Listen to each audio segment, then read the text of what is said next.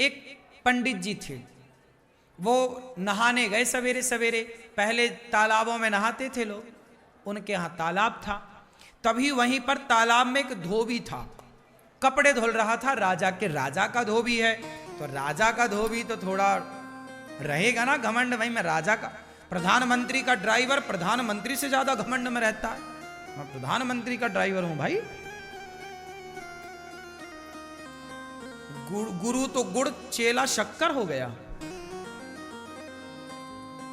हाँ, गुरु तो गुड़ रहा, चेला शक्कर हो गया। ऐसे ही है। धोबी भाई साहब धुल रहे थे कपड़ा, पंडित जी आए। पंडित जी बड़े भक्त थे, भगवान के उपासक थे।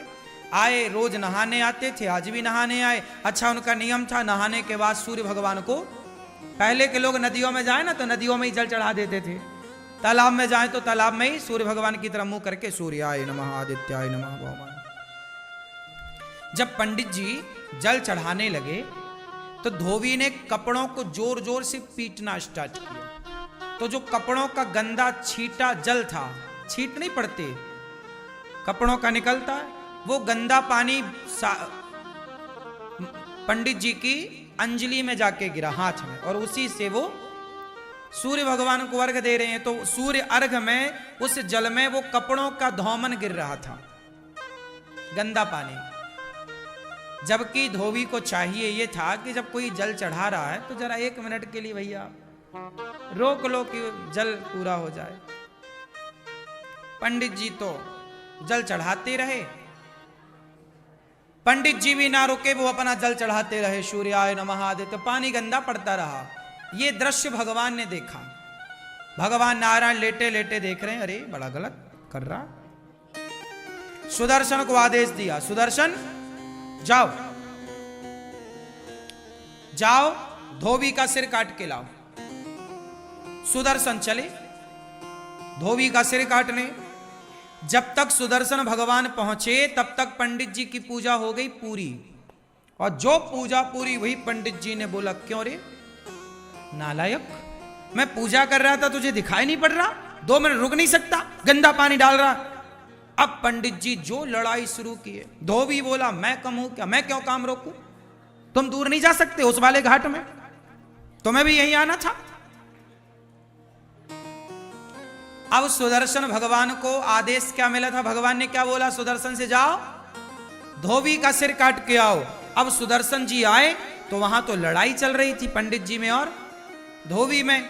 सुदर्शन घबराए कि भगवान ने कहा है कि धोबी का सिर काटना है, इन दोनों में धोबी कौन है ये कंफर्म नहीं हो रहा।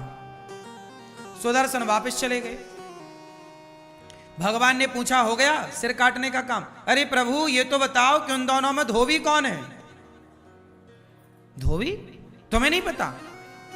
अरे बोले दोनों वो लड़ रहे थे। अब दोनों जब लड़ रहे, दोनों का स्वभाव एक सा है तो कैसे पहचाना जाए। आप भी तो धोबी की तरह हो गए। यदि धोबी गलत था तो पंडित जी आप भी तो उससे लड़के उसकी तरह हो गए। अब उसमें और आप में अंतर क्या रहा? तो सुदर्शन भगवान बोले, वहां तो 2 धोबी हैं, किसे काटना है बताओ। सुदर्शन भगवान से भगवान ने कहा, तुम वापस आप किसी को मत काटो। क्या मतलब हुआ इसका, क्या सीखा आपने इस कथा से? जब जवाब आप स्वयं देते हैं तो भगवान चुप हो जाते हैं कि जवाब तो आपने दे दिया। पंडित जी ने जवाब ना दिया होता उस धोबी को तो भगवान जवाब देते कि नहीं। इसलिए कोई आपको गाली दे, आपको अपमानित करे, आप तो सॉरी कान पकड़ लो, भैया आप सही हम गलत। आप जब आप जवाब नहीं देते तो ईश्वर जवाब देते हैं,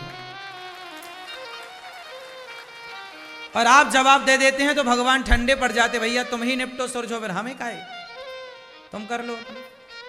जब तुझसे ना सुलझे तेरे उलझे हुए धंधे, तब भगवान के इंसाफ पे छोड़ दे ए बंदे, वही तेरी मुश्किल आसान करेगा, जो तू ना कर सका वो भगवान करेगा।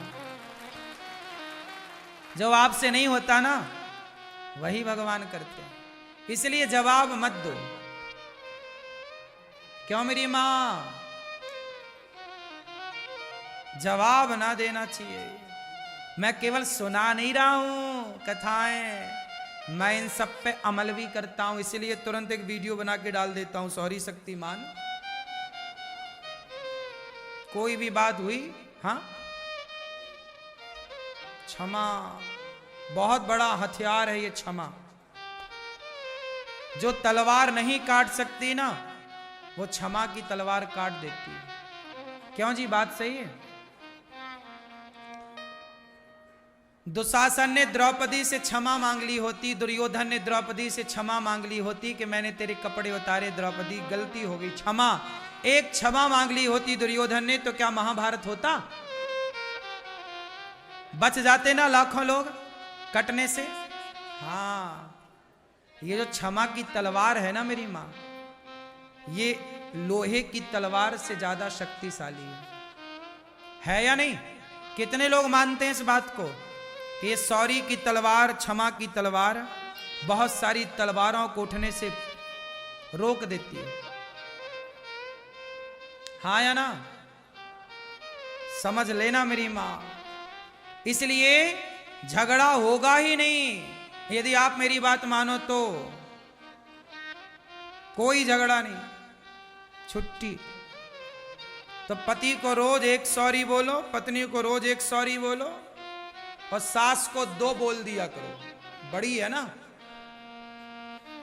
पिताजी को 1 बोलो, ससुर को 1 बोलो, पति को 1 बोलो, पत्नी को 1, पर सास को, और सासू मैया आप भी बहू को 3 सॉरी बोला करो। एक इसलिए कि तेरे बाप ने तेरी जैसे पैदा कर दी, सॉरी। एक मेरे बेटे का मैंने तेरे से ब्याह कर दिया, सॉरी। और एक तू मेरे ऊपर चढ़ाई कर रही, इसके लिए सॉरी। हाँ। तो सास बहू को कितनी सॉरी बोले? 3। अब सॉरी नहीं बोलो मैया तो फिर लड़ो बहू से, फोड़वाओ सिर अपना। वो तो जवान है, बलवान, एक मारेगी तुम्हारे दांत टूट जाएंगे 3-4। या तोड़वाओ अपने दांत। बहू से नहीं लड़ना चाहिए, बहू बलवान है, अभी उसका समय है।